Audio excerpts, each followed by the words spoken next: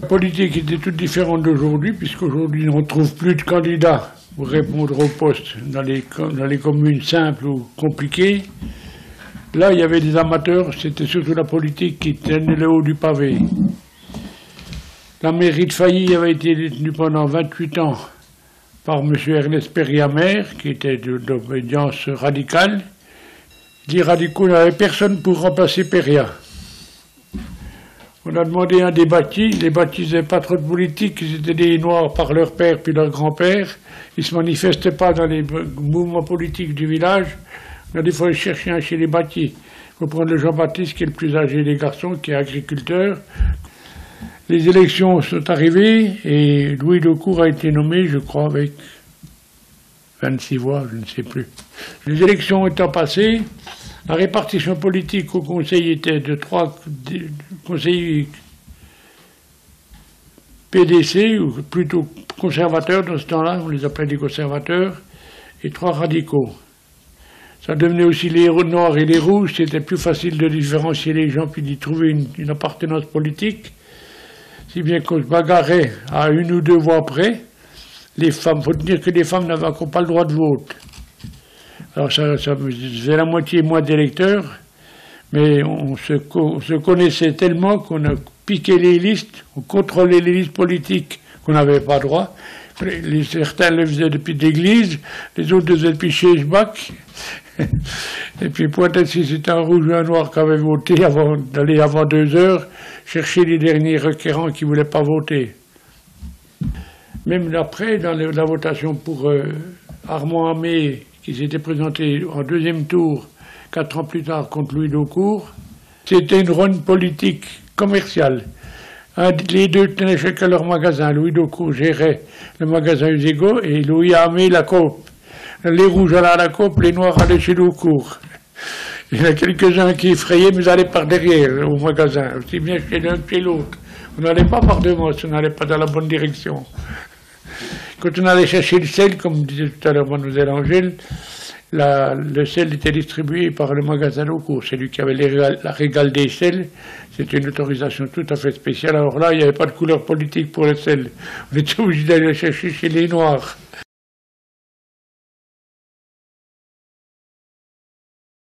C'était plus qu'un drame politique, c'était un drame familial. Dans les mêmes partis politiques, dans les mêmes familles, il y en a qui étaient pour, il y en a qui étaient contre l'introduction de la place d'armes. La commune de Bure était plus décidée que les Failly sont venus après coup. Et à Failly, les conservateurs étaient plus pour et les radicaux étaient contre. À Bure, c'était l'inverse, c'était radical Péter qui menait la barque. Alors on reprochait à Louis Daucourt de s'être affiché avec Péter. Ça, les votations sont venues, la place d'armes a offert des prix un tout petit peu plus chers que ce qui se pratiquait, mais pas du tout exorbitants. Les PDC étaient plus opposés, surtout dans le canton, ils n'en voulaient pas. Puisque la démonstration du refus de la place d'armes aux Franche-Montagne a eu un tel écho, les Franche-Montagne étant plus PDC que radical ou socialiste, l'influence s'est donnée. L'influence s'est donnée si bien que les gens sont descendus des Franche-Montagne, sont venus manifester dans chez le Ben Sabur, et Chevenet qui était décidé à partir en cause parce qu'il était touché par le haut de la misère des fermes et puis de Sileux. Chevenet a dû repousser chemin sous l'influence politique conservatrice. Des demandes étaient déjà faites de promesses de vente du terrain jusqu'à Danvent. Ça avait créé des distensions, on avait voté, décidé, créé, et c'est une bonne réalisation.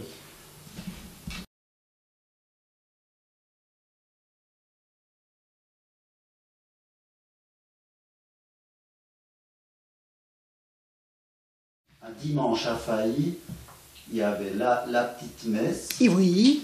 Oh, mais ça n'a pas toujours existé, la petite messe.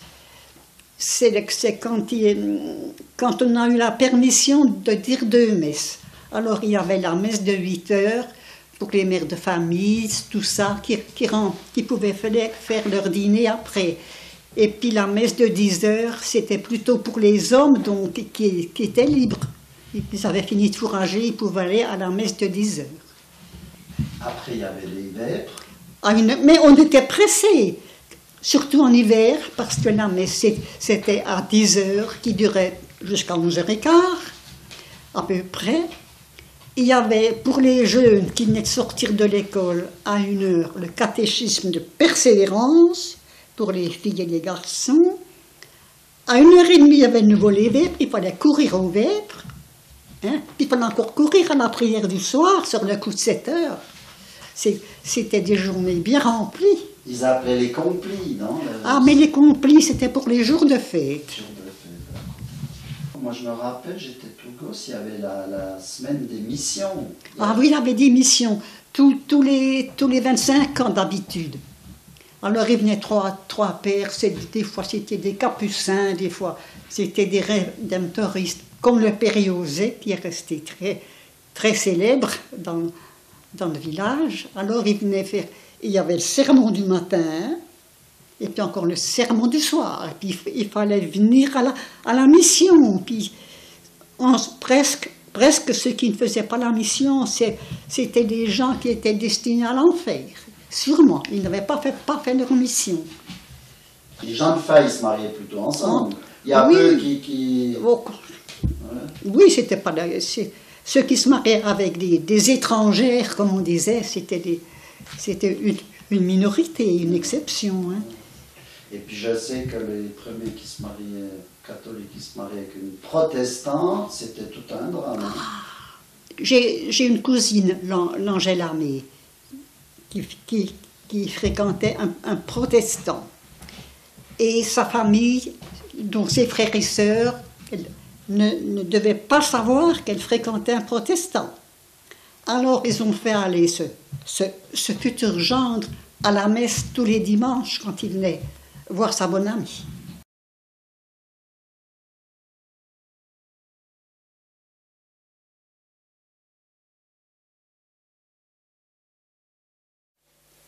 Ça fait... Il a bientôt 64. Il y a 60 ans, un peu plus, à peu près. Vers 1960, quoi. Et puis, donc vous êtes venu à Failly, et puis vous êtes venu au restaurant à un moment, hein, c'est ça? Oui, en parallèle. Donc. 8 ans que j'y étais au restaurant. Je ne croirais pas. Hein. Ben oui, c'était mieux d'aller travailler à Failly qu'au Mérat. Qu'au Mérat, oui. Tu vois, il fallait partir tous les matins pour aller faire l'école au Mérat. Vous alliez en vélo? En vélo, ou bien alors en car postal jusqu'à Bure, et puis depuis Bure à pied. À pied, oui, d'accord. Oui, des fois qu'il y a de la neige, oh, c'était pas facile. Il ne semble pas qu'on a fait tout ça. Non. J'ai eu les 3e et 4e, je crois, puis après j'avais les 4e, 5e, ça changeait. Et puis j'ai eu jusqu'au 6e. Les 6e, c'est une bande de filles qui avait là. Il y avait 10 filles, je crois. C'était des classes de combien? De combien d'élèves? 20 à 25, oui. On avait un programme qu'il fallait tâcher de suivre, puis d'arriver, et puis il y avait cette question de se présenter à l'école secondaire. À Porrentruy, il fallait qu'ils arrivent. Alors il fallait beaucoup travailler sur les élèves de 4e année, surtout. Moi, je me rappelle que vous insistiez sur le livret. Ah oui, oui, Ouais. le calcul. Non, il fallait quand même faire travailler les ménages. Bon, il y a des machines à calculer, mais on a aussi dans la tête une machine à calculer. L'école d'autrefois, c'était savoir lire et puis calculer les 4 opérations. Additionner, soustraire, diviser, multiplier. Voilà. Avec ça, tu te débrouilles. En gros, les meilleurs élèves de Failly, c'était qui? Ils veulent dire que c'est parce que c'est mon côté. Non, mais il y a quand même des élèves qui vous ont marqué. C'est le Xavier Daucourt. Il était incollable, quoi. Le Damien Teubet qui me dessinait, le fils de la Gisèle. Et puis les Élois, notre Élois. L'Éloi Baumgartner, le médecin. C'était des têtes. Le maire. Actuel, hein? Le Charlie. Oui, c'est un élève, je dirais bien au Charlie, bon moyen, appliqué. obéissants, comme les gosses de cette époque-là. Oui. Ah oui, quand ils étaient trop turbulents, à la porte.